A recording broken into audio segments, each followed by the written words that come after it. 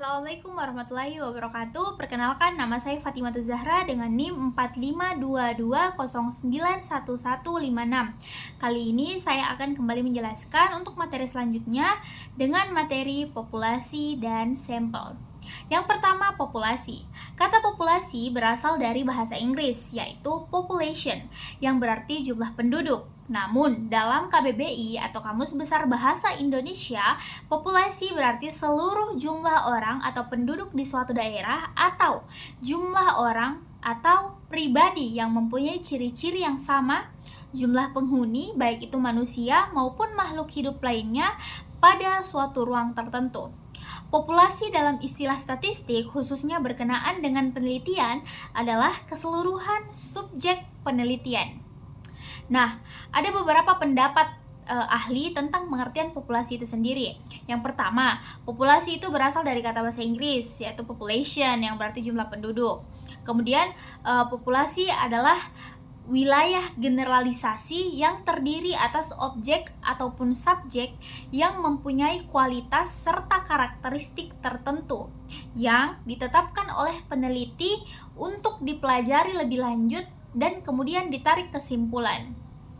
Terus yang kedua itu ada kata Ridwan mengatakan bahwa populasi adalah keseluruhan dari karakteristik atau unit hasil pengukuran menjadi objek penelitian, objek penelitian. Dan yang terakhir itu menurut Margono. Nah, menurut Margono, populasi adalah seluruh data yang menjadi perhatian kita dalam suatu ruang lingkup dan waktu yang kita tentukan sebelumnya.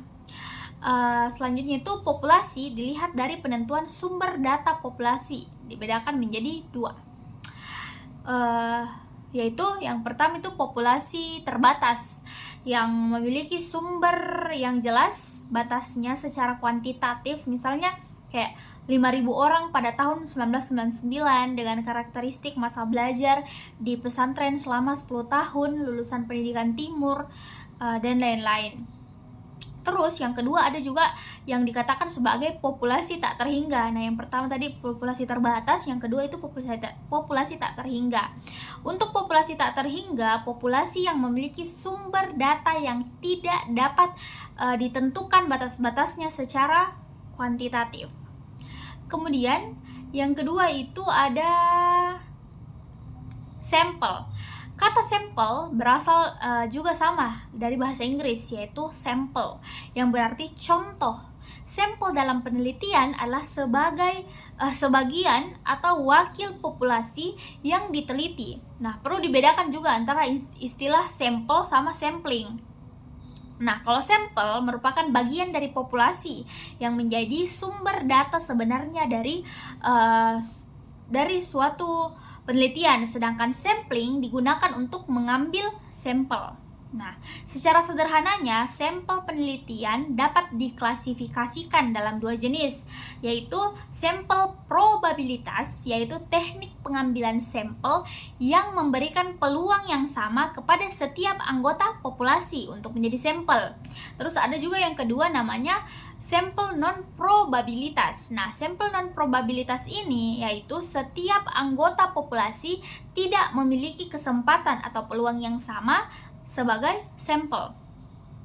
Nah, selanjutnya itu ada teknik pengambilan sampel. Pada hakikatnya, untuk memperkecil kesalahan generalisasi dari sampel ke populasi, hal ini dapat dicapai apabila diperoleh sampel yang representatif, artinya sampel ini benar-benar mencerminkan dari populasi yang ada. Bab berikutnya, yaitu yang pertama, penelitian korelasional. Kata korelasional berasal dari sebuah kata dalam bahasa Inggris, yaitu correlation, dan menjadi correlational, artinya saling berhubungan atau hubungan timbal balik sebuah korelasi. Atau korelasi adalah suatu uji statistik untuk menentukan tendensi atau pola dari dua variabel atau lebih, atau dua set data yang bervariasi secara konsisten. Dalam ilmu statistika, istilah korelasi ini diberikan pengertian sebagai hubungan antara dua variabel atau lebih. Hubungan antara dua variabel dikenal dengan istilah bivariate correlation, sedangkan hubungan antara lebih dari dua variabel dengan istilah multivariate correlation. Penelitian korelasi mempunyai 3 karakteristik yang penting untuk yang penting bagi para peneliti yang menggunakan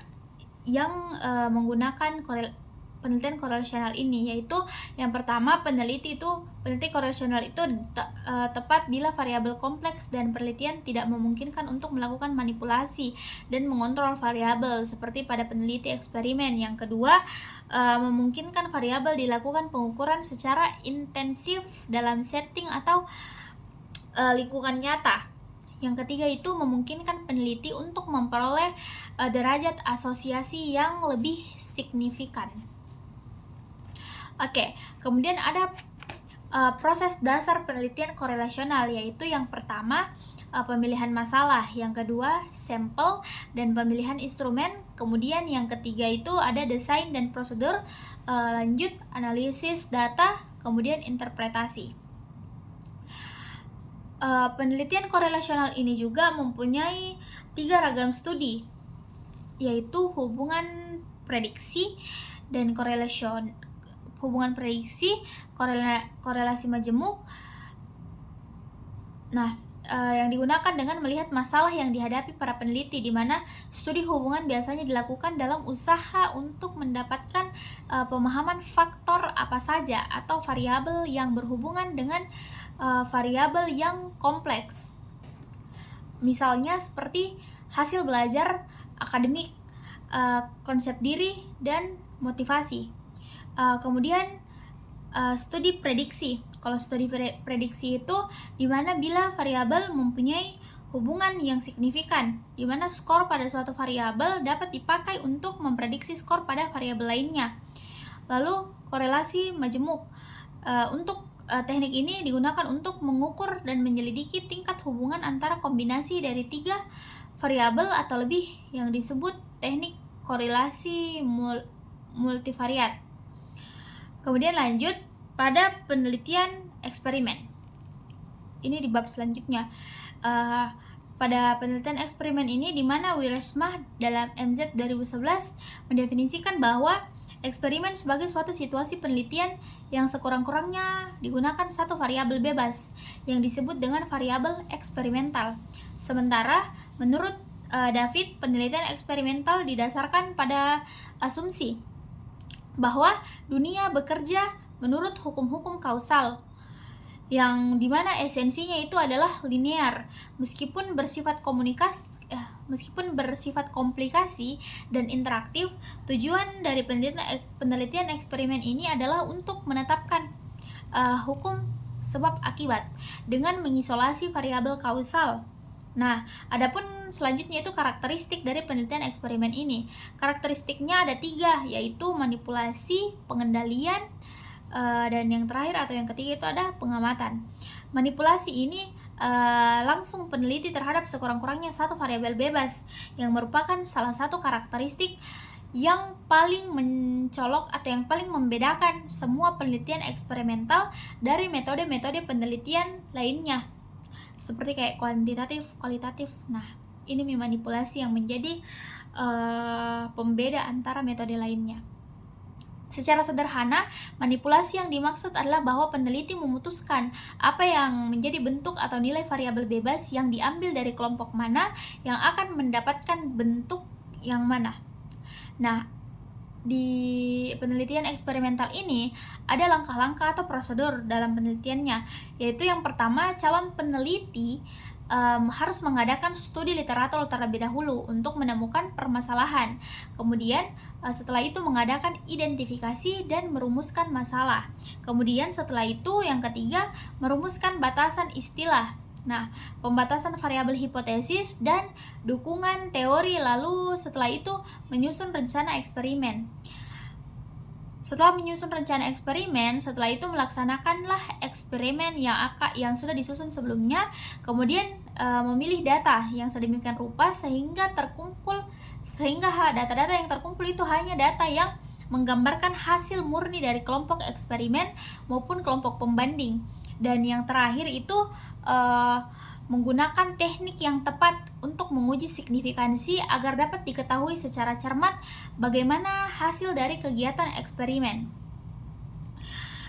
Kemudian ada juga menurut enzim.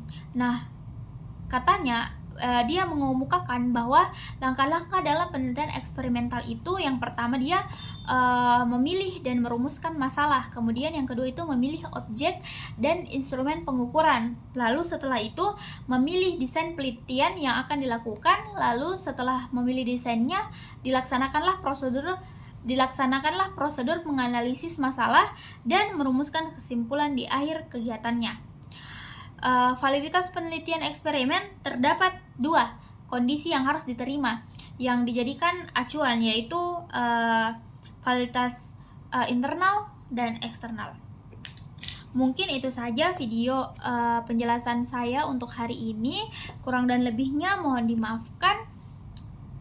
Semoga dapat bermanfaat. Assalamualaikum warahmatullahi wabarakatuh. Terima kasih.